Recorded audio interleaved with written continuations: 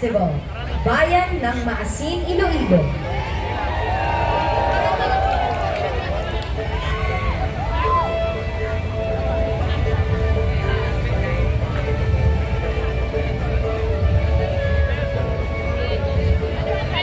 Ipinagdiriwang ng Tultugan Festival ng Maasin, Iloilo ang tultugan, tradisyonal na instrumentong gawa sa kawayan na karaniwang ginagamit sa paggawa ng mga katutubong himig at musika. Ginagamit rin ito noong mga unang panahon sa pag-anunsyo sa mga naninirahan sa malalayong nayon ng pagdating ng mga bisita o dayo, lalo na noong panahon ng Revolusyon.